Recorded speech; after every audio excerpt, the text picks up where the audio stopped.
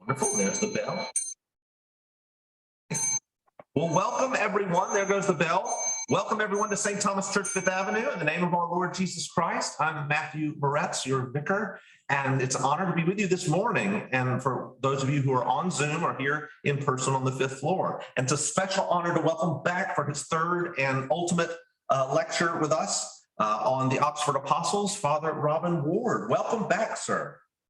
Thank you so much. It's very good to be back with you. And you have more festive garments this morning. Yes, I should say. Yes, apologies for being quite so informal for St. Thomas's, but I'm on holiday in Cornwall, and so I've not brought a big suitcase with me, and so I'm looking a bit festal. The background that you can see is the Travellers Club in London. It's not, in fact, where I'm staying in Cornwall. So that's just to obscure the fact that I'm in fact sitting in my mother's dining room. So that's where I am. There we are. Well, I'm going to make my way to my personal computer where I can help operate the system. And thank you. I look forward to your third time with us. Thank you so much. Thank you. I'm just going to pause for a little bit until Father has got to where he's going to, so I can see if we have any.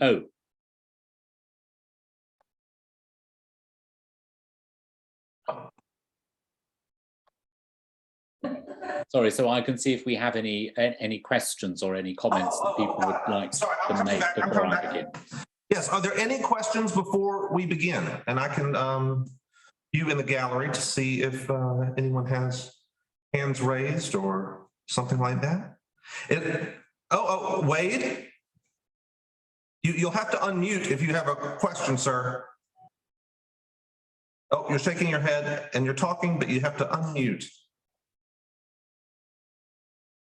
Is unmuting me. Okay. There we are. Yes, sir. Have you mentioned John Mason Neale and the contribution he has made with all the hymns that he translated? I think I did very briefly when we were talking about ritualism last week, but I will expand on that point. John Mason Neale, a very significant figure. Yes, thank you. So John Mason Neale was an interesting person from a variety of reasons. He died quite young, died in his 50s, but he achieved a great deal, although he was very much cold-shouldered by the Church of England establishment. So what was important about John Mason Neale was, firstly, he was at Cambridge. And at Cambridge, all they did was maths all day, and he wasn't very good at maths, but he was very good at Greek. And he was also very interested in buildings. And so he was very influential with the Cambridge University side of Catholic revival, which was something called the Camden Society, which was to do with reordering churches so that they looked proper, so that they didn't look just like Protestant preaching boxes, but looked like proper Gothic churches. He was interested in the movement to restore churches and to make everything look Gothic and proper. But also he was a great linguist, and so consequently he was one of the people, together with William Palmer at Magdalen and William Palmer at Worcester College, Oxford, both of whom were interested in liturgical sources. And Neale was a genius as a translator of hymns, and many of his hymns are in the English hymnal, but he was incredibly influential as a person as a liturgist. He was also incredibly influential as a person ecumenically. He went to Russia and attempted to establish intercommunion between the church in Russia and the church in England. He didn't succeed, but he was one of the very few people who knew anything at all about the Russian church, the Orthodox churches. He knew some Russian, I think, but he was also a person who was a man of wide sympathies in that respect. And he was also a very advanced ritualist. And he was the person who introduced, for example, benediction of the Blessed Sacrament into the Church of England. And so he was giving benediction to the nuns in his convent at East Grinstead in the 1850s. And this was at a time when the number of churches that were wearing vestments was probably not in triple figures in England. So he was a very advanced ritualist, a supporter of the religious life, an immensely learned liturgical scholar, and also a very innovative early ecumenist. a man of enormous energies. These Victorians always were. They seemed to do 15 things before breakfast, mainly because they never had to cook their own breakfast or do any of their own ironing. They were always people who were well served by the usual way in which the middle classes were looked after in Victorian times. But a person of great energy and great distinction, whose hymns we still sing in the English hymnal in England. I'm not sure how many of his hymns are reflected in the hymnals that the Episcopal Church uses, but certainly a person of tremendous energy and character and distinction in that sense. Yeah, thank you. Thank you. Good. So I want to move on this morning then to talk a little bit about, I'm having a little bit of a problem with my screen at the moment, but I will persevere. I can see myself just about. So and we can see you. That's excellent. If you can see me, that's fantastic. I want to just really sort of sum up a little bit at this point, but also move on to what was the really significant challenge for the second generation and third generation of those who were disciples of the Oxford movement, because this is a challenge that is still to some degree with us now, in the way that the inheritance of the Oxford movement is to some degree a controverted one in the Anglican Communion and in the Church of England and in the Episcopal Church for a variety of reasons, which I want to talk about now. So far, we've been talking about how the first Tractarians attempted to recall the Church of England to an understanding of herself that was based on the prayer book and on the ordinal, that the Church of England was a church with a public liturgy, that liturgy was patient of a Catholic interpretation, that the Church of England was a branch of the Catholic Church, and so those portions of the Church of England that were elsewhere in the British Empire, and the churches that had received the episcopacy from the Church in Scotland in the United States, the Episcopal Church, were genuine reformed branches of the Church Catholic, and that they should understand themselves in that way. It's interesting to recall, of course, that there were no bishops in the United States until Bishop Seabury in the 1790s, and so ordinations and confirmations did not take place within the United States until then. People were sent from England, and nobody seemed to care very much that the rite of confirmation in the Book of Common Prayer wasn't administered, and nobody seemed to care very much that there were no dioceses and no bishops in that way. So the Tractarians really were, in their way, both in England and abroad, making an interpretation, if you like, of what the Reformed Church in England was, that enabled people to see it and understand it as a branch of the Catholic Church. There was the Roman Catholic branch, there was the Orthodox branches in Greece and in Russia, and in England there was the branch which was the Church of England, and with further branches elsewhere as missionary endeavour and so forth took the church abroad. So that was the principle on which the early Tractarians helped the Church of England to come to terms with no longer being preferred, if you like, by the government. In the face of a new liberal government in England in the 1830s and with reform in the air, the Church of England needed to have a think about, what she thought she was. And that's what the Tractarians did in that setting. Following on from that, there is, of course, this drift Romeward, if you like. Some of the Tractarians come to see that there could only be one church that was Catholic, and that church was evidently the Roman Catholic Church, and therefore joined it. John Henry Newman did that. Others did so too. Others remained loyal to the Church of England. But it was also the case that in the church's worship, people wished to introduce more ritual. And the ritualists began by talking about ways in which the rubrics in the Book of Common Prayer were being neglected. So churches ought to be decently ordered, choirs ought to wear surplices when they sing, all of those sorts of things. But also moved in a direction that went beyond, if you like, the rubrics of the Book of Common Prayer. And we see in the later 19th century in England a succession of court cases fought to try and suppress ritual practice in the Church of England. essentially because the clergy would not give up the practices and because the lay people in their churches supported them, it wasn't possible to stamp out the ritual practices that were characteristic of Anglo-Catholicism in the later 19th century. But it was quite a hard-fought fight. But by the end of the 19th century, Anglican worship had been pretty considerably transformed, not just in those places like St. Thomas's, which have a quite elaborate ritual with incense and so forth, but also in those churches where simple, village churches where Eucharistic vestments and so forth have been adopted, or even just things like coloured stoles. So we see that by about 1900 in England and elsewhere, there is a great deal of acceptance of a level of ritual which would have been considered completely unacceptable in, say, 1840 at the beginning of Queen Victoria's reign. There is a royal commission, in fact, in England at the beginning of the 20th century to decide ways in which the law of public worship in England could reflect these changes. And this leads eventually to the great crisis of 1928, when the revised prayer book is thrown out by Parliament.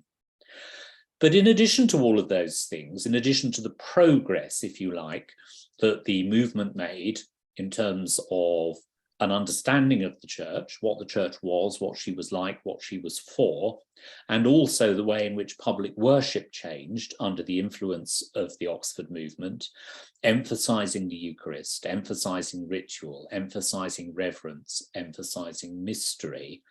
Other things are going on.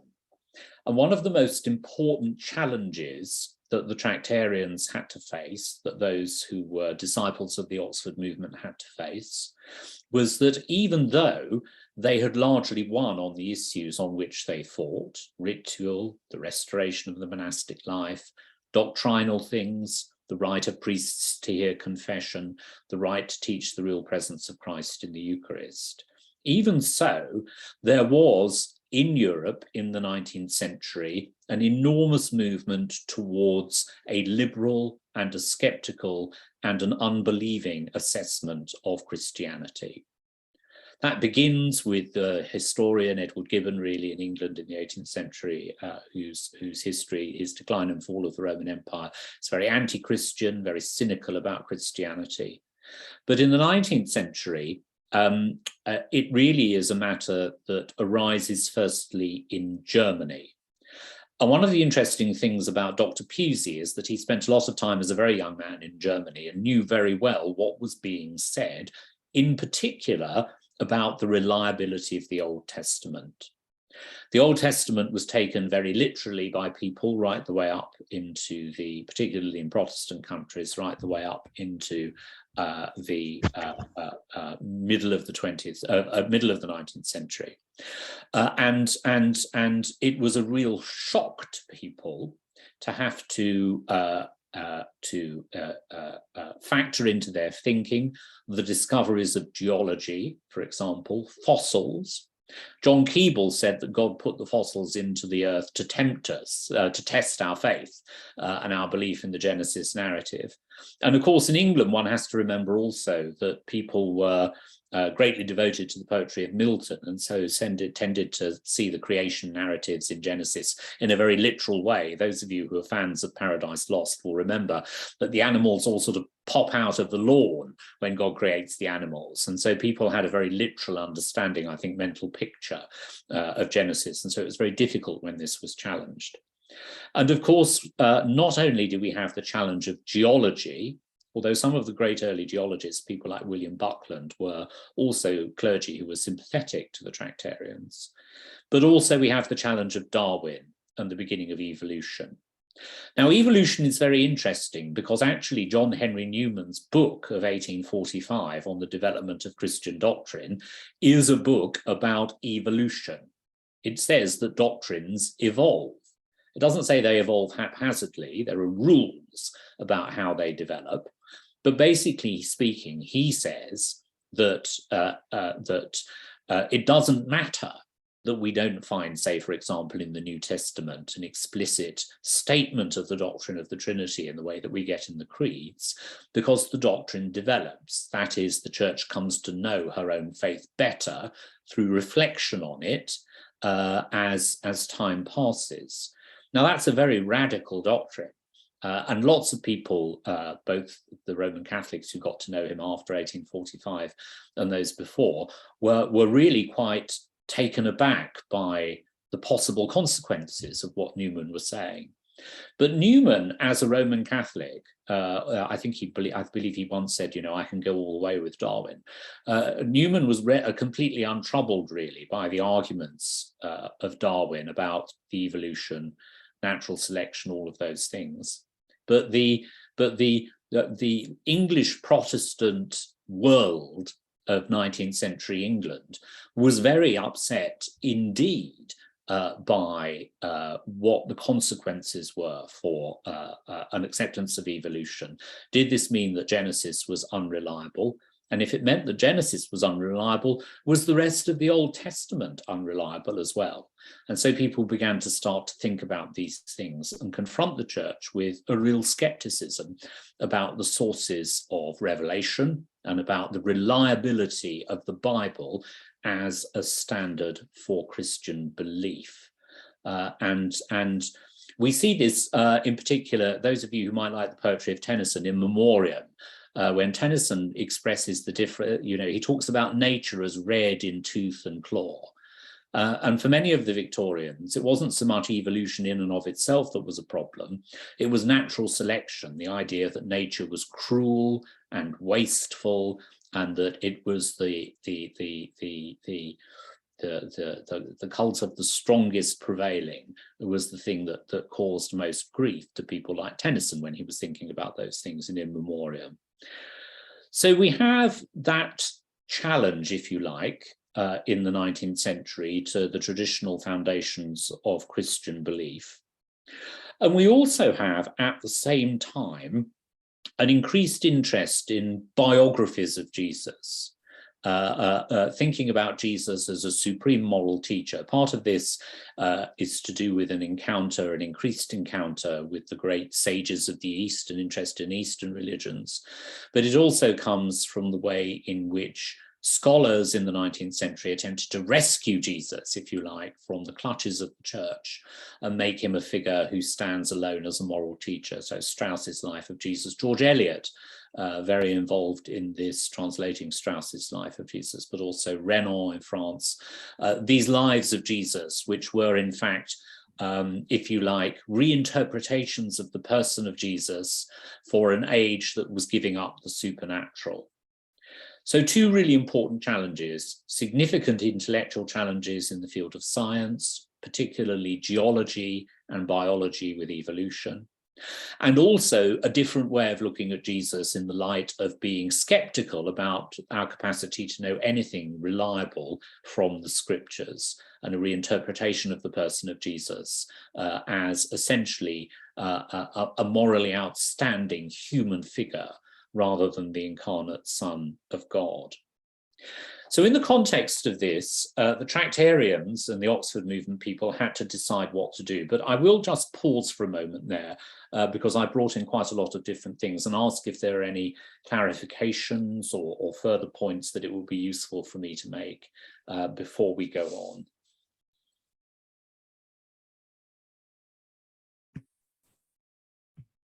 Hello. Hello, hello. Hi. Maybe this is something you'd want to address more at the ending, but I'm wondering if, in a sense, with the disturbance, more or less, that you're discussing with Old Testament literalism or parts of the Old Testament literalism coming into conflict with scientific facts. One example that comes to me is when the Egyptologists tried to figure out the order of the history of Egypt, and we're basing it on the calculation of Noah's flood, and the math couldn't possibly work, so it was a major conflict. Is there work similar to that in reconciling theology and the movement that went to focus on Old Testament literalism within Protestantism, and to recover more lost church traditions. And as Newman was talking about how the church came to know itself, as you were saying, in the development of early rituals.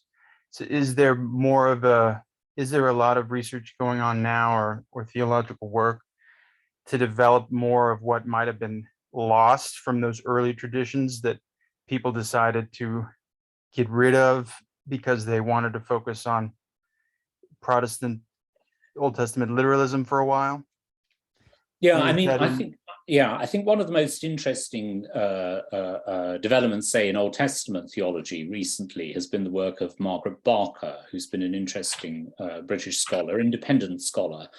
And she noticed, and as many people have noticed, that essentially the entire cultic world of the Old Testament is generally ignored in mainline scholarship. The classic German Old Testament scholarly interpretation of the message of the Old Testament is almost entirely ethical and almost entirely to do with the prophets. And the temple cult and the royal cult and everything to do with it are essentially seen as being sort of Canaanite junk, really, that somehow got into the myths. Now, Margaret Barker, and I wouldn't go all the way with Margaret Barker over very many things, nor would she expect people to do so, has nevertheless, in her work on temple theology, placed the practice of the cult. Excellent. Yes, Father's got the book. I love it. I love it. It's a great. It's a great book, and she is the most thoroughgoing scholar, but also writes in a very accessible way. So Margaret Barker, I think, would be a good example of how 100 years on we are able to rescue rather more than perhaps we thought from the cultic side of the Old Testament story, and relate that actually to Christian cult as well in an important way. So that would be one example in that way. But the point you make about chronologies is interesting. This is the 19th century is, amongst other things, the era of history, and it's also the era of comparative religion. You've got Max Muller writing those huge, publishing those huge tranches of the sacred texts of the Eastern religions. You've got him in Oxford printing off Sanskrit, starting all these things. And so an interest in comparative religion, how do we match up these chronologies, all of those things was very important. But thank you. Yeah, an important point. An important point. Pusey dedicated himself to Old Testament study purely and simply because he saw that the Old Testament was what he thought was the weak apologetic point in the Tractarian system. And he dedicated his life. I mean, he was an extremely conservative scholar of the Old Testament. He was very conservative about things like the dating and the integrity of the book of Daniel, for example, which hardly anyone defends now, but he certainly defended a contemporaneous date for the material in Daniel with the events that are described in it, whereas most people would say it's actually probably much later than that now. So Pusey saw that as being very important. However, in the Church of England, to move on, in 1860, a book called Essays and Reviews was published, which went some way, but not all the way, to accepting some of these criticisms and accepting some of these insights of scholarship. To read it now, you wouldn't think it was very controversial, but actually, at the time, there was a huge row about it. Frederick Temple, who was involved with it, who later went on to become Archbishop of Canterbury, it was a very significant blot on his prospects of promotion for a bit, that he'd been associated with it. But there was, by 1860, within the Church of England, a movement, a broad church liberal movement, that wanted to accept evolution, that wanted to accept biblical criticism, and that was really looking for what you might call the broadest sort of liberal Christianity to which anyone other than Roman Catholics and Quakers could subscribe.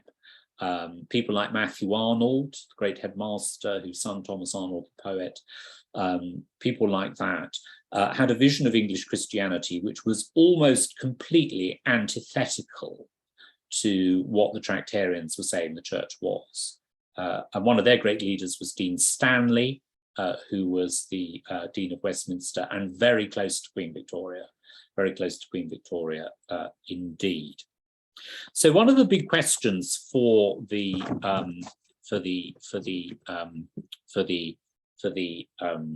Tractarians were how they were going to deal with this. Those closest to Pusey, and in particular, I think here of H.P. Liddon, who was a canon of St. Paul's and who was one of the great preachers of his age, defended the traditional doctrine of the incarnation and the traditional doctrine with regard to the inspiration of Scripture. He publishes Bampton Lectures in 1866, in which he is very emphatic about the traditional doctrine of the incarnation of Christ.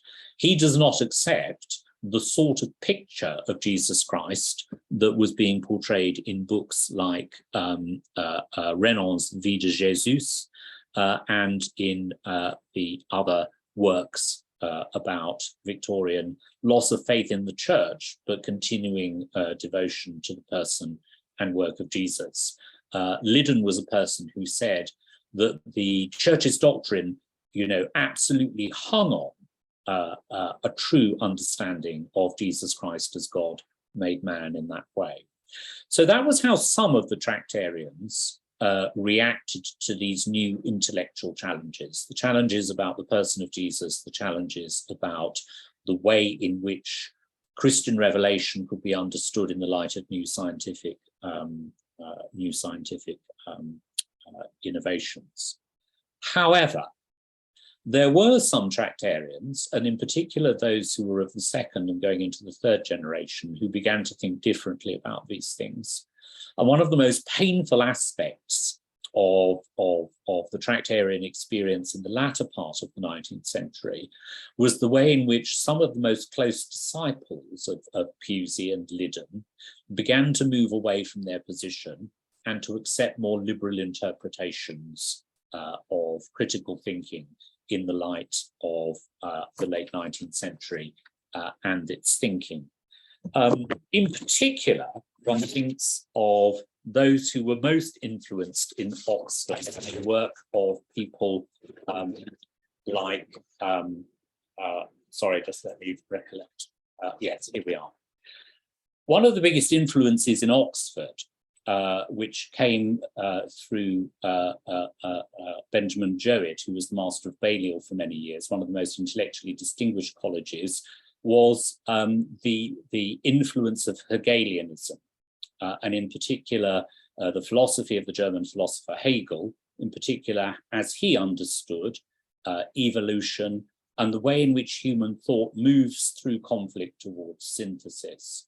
And some of the most earnest and most intelligent and most thoughtful of the young educated at Oxford during the second part of the 19th century, the last of whom actually, the last person to reflect this mentality would be Archbishop William Temple, who died during the Second World War, who admitted actually before he died that his philosophy was now out of date.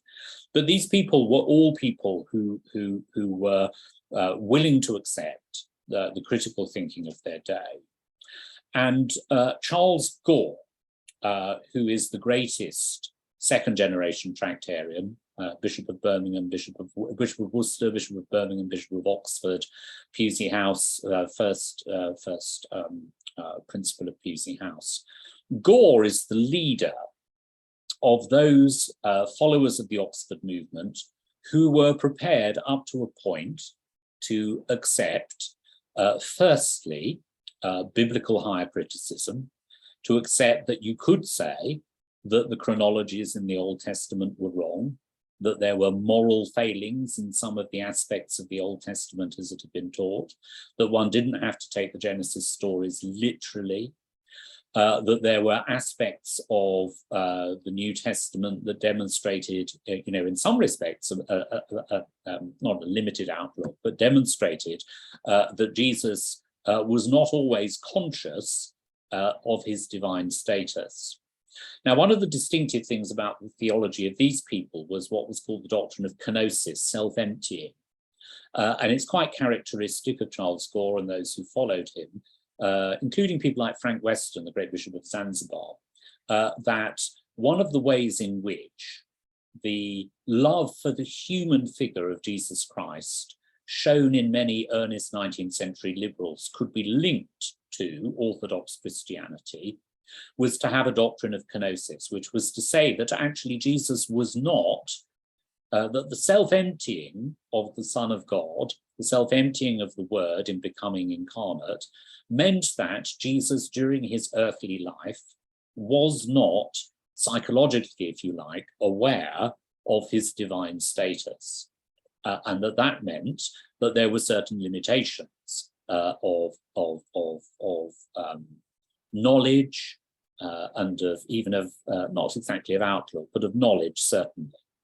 And this was considered to be very controversial. Liddon rejected this. Liddon held the typical Thomist doctrine that Jesus had a fully conscious understanding of his divine sonship throughout his incarnate life. But Gore and those who followed him thought somewhat differently.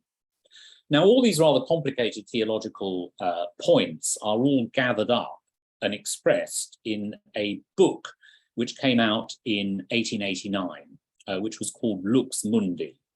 And Lux Mundi was an absolute theological bombshell. If you read it now, like all of these things, you think, well, what was all the fuss about? But it is, in fact, very much a book which is full of the thought of the younger generation of Tractarians, and in particular, with an acceptance of some of the conclusions of higher biblical criticism, and also an acceptance and an expression of the doctrine of kenosis in particular, of seeing the self-emptying of Christ in the incarnation as being a good and proper way of answering the psychological and the practical concerns of modern people who are attracted to the person of Jesus Christ but cannot accept him, the traditional doctrine of him as being the self-knowing Son of God in that way. Many of the older Tractarians were highly critical of Lux Mundi, but in the end, the Anglo-Catholic movement decided not to separate over it. And from 1890 onwards, we see a willingness to live together, if you like, within the Tractarian movement, a willingness to live together with these two intellectual strands, one of which is highly conservative and unwilling to give up in the face of modern criticism many of the conclusions of classical Christian systematic dogmatic theology. The other is happier to accept the insights of the age, if you like, in order to express the perennial message of the gospel in a way that was acceptable and appealing to those who had accepted modern critical methods of thought in that way. So I will just pause there. That's quite a lot of heavy theology, and ask if there are any questions or clarifications I might make about that.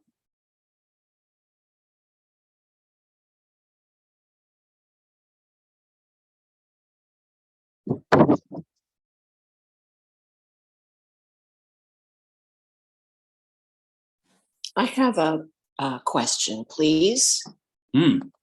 This is Anne Satterfield. You mentioned the doctrine of the incarnation. Was there any interest or significant development of the doctrine of resurrection?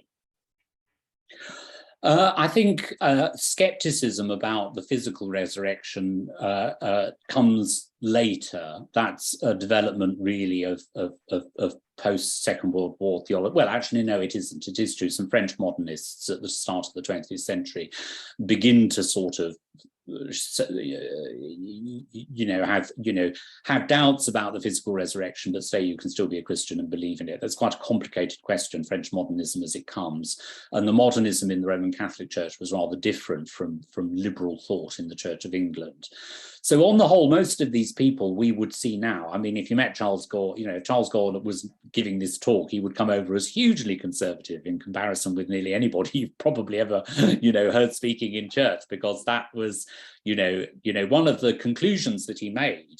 One of the examples which he gave, for example, when he was talking about, higher criticism, meaning we don't have to be wedded to the literal text of Scripture, was he said, obviously St. Matthew's Gospel says that, Jesus says, you can't be divorced and remarried except for adultery, and the exception, except for adultery, porneia is porneia, isn't it, for uncleanness, is only in Matthew's Gospel. So he said, well, higher criticism says that we can say that was added in, so we can just junk that and follow the other Gospels by having a complete ban on this. And so he very often used the liberal position, if you like, the acceptance of higher criticism, to come up with what was in practice a very conservative position in the time of his own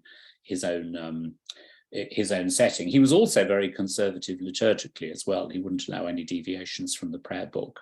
So these are not people like the whole death of God people. They're not people like the myth of God incarnate people who come later, but they are people who are saying that we have to make what they would see as creative adjustments to the intellectual questions of their age, and to take those on board.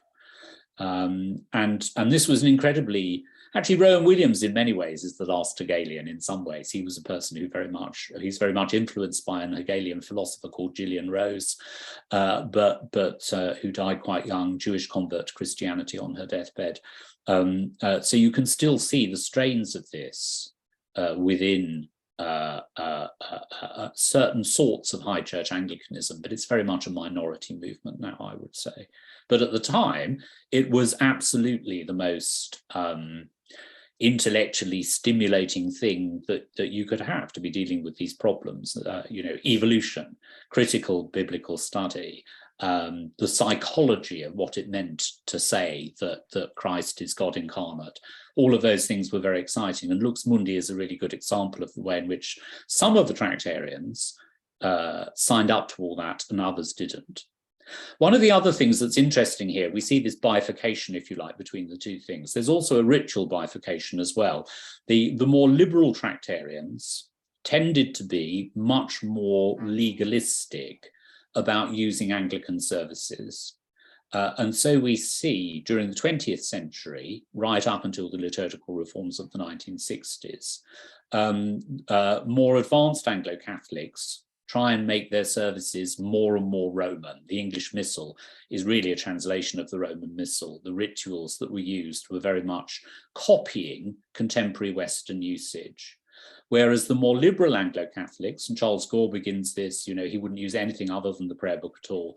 The more liberal Anglo-Catholics tend to be much more pedantic about only using Anglican texts.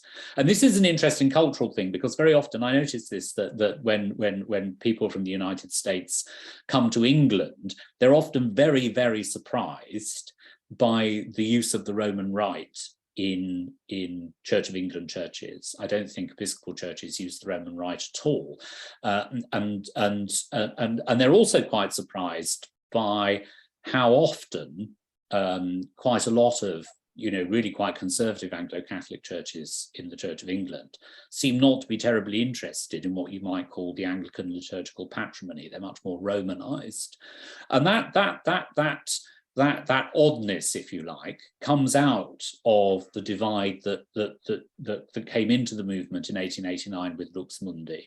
That some of the people who were Tractarian, who were disciples of the Oxford movement, the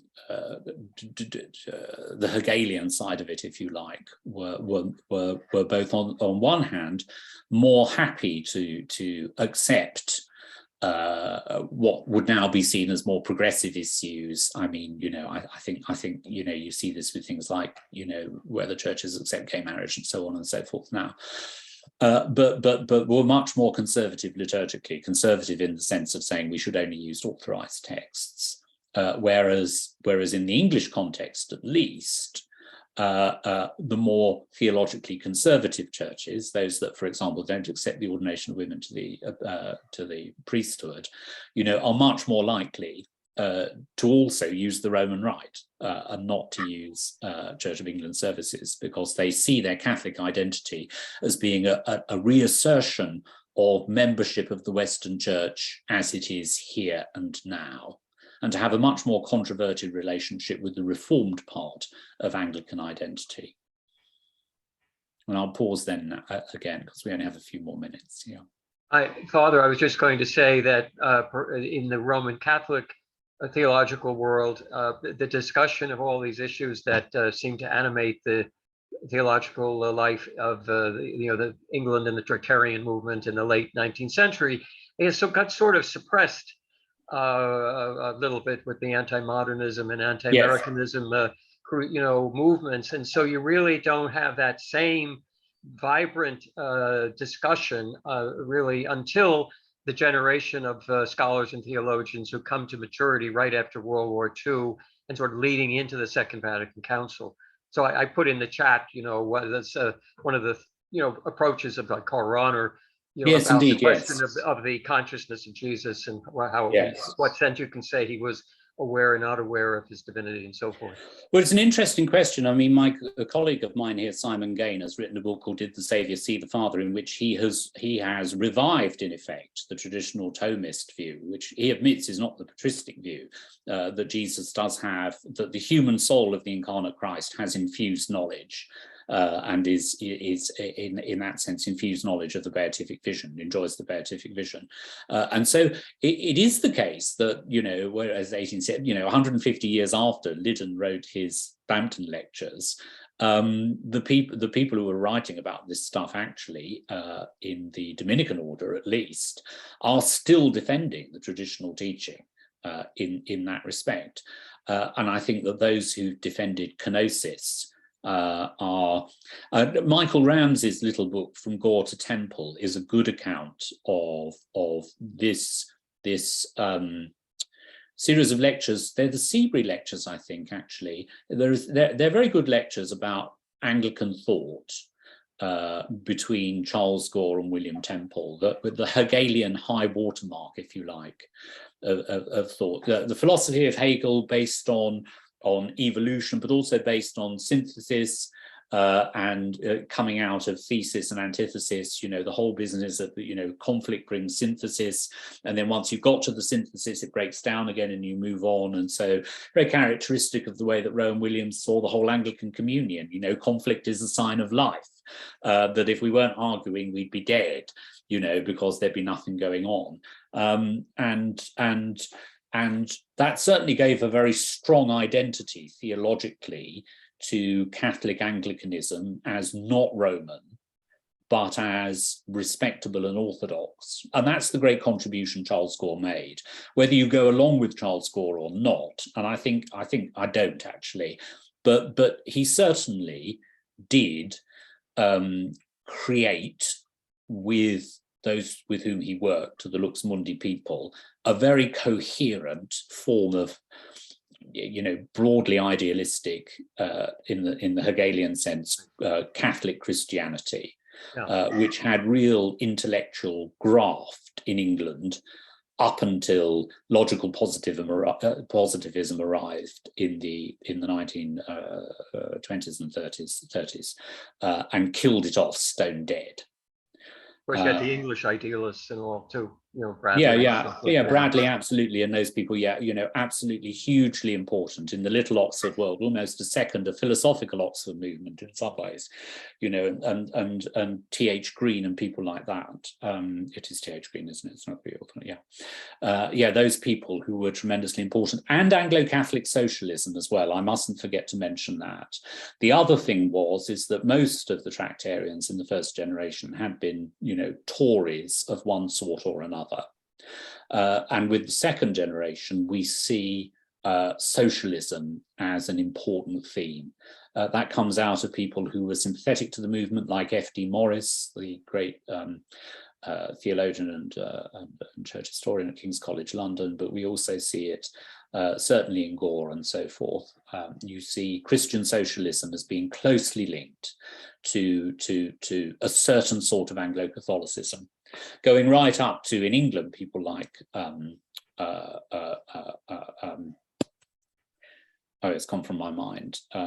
It'll come. Kenneth Leach, but also a strong, and you'll know, from your own circumstances, the way in which social justice issues are of incredible importance in the Episcopal Church. The very strong, sensitive antenna, if you like, to social injustice and social inequalities, and the need to do justly to people in that tradition.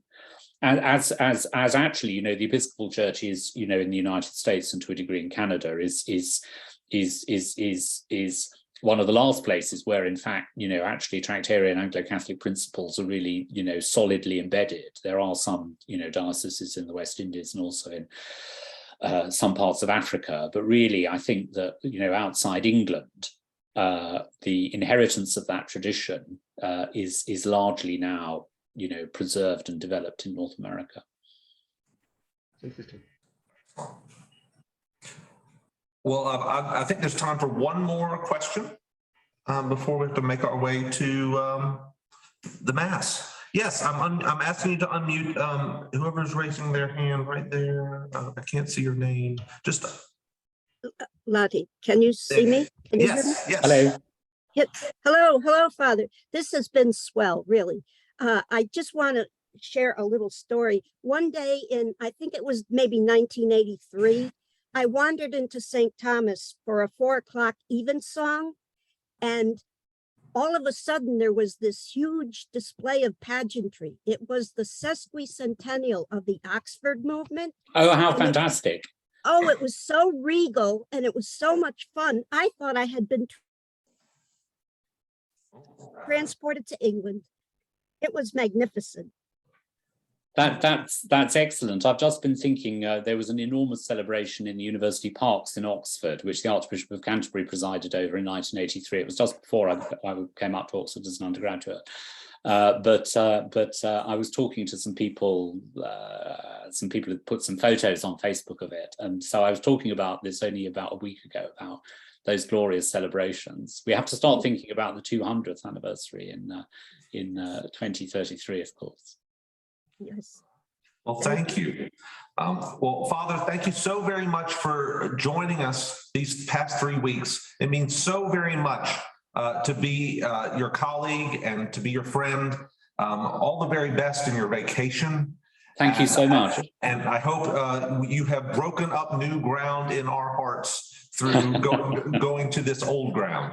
Thank you so much. It's been a real pleasure as usual to talk to you, and I'm looking forward very much at some point, I hope soon, to be at St. Thomas's in person, because I found it such a warm and stimulating and enthusiastic environment to be in. So thank you for your interest and for your attention.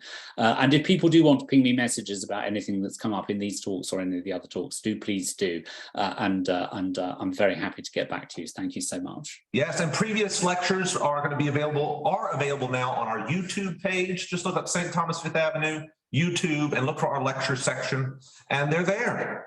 And next week I'll be leading us through the treasures of St. Thomas. I'll be looking at the statues on the front of the church and how they connect and rhyme with the reredos, and all kinds of outdoor iconography that you might not know unless you look carefully. All the very best. Thank you. Thank you so much. Bye-bye. Bye-bye.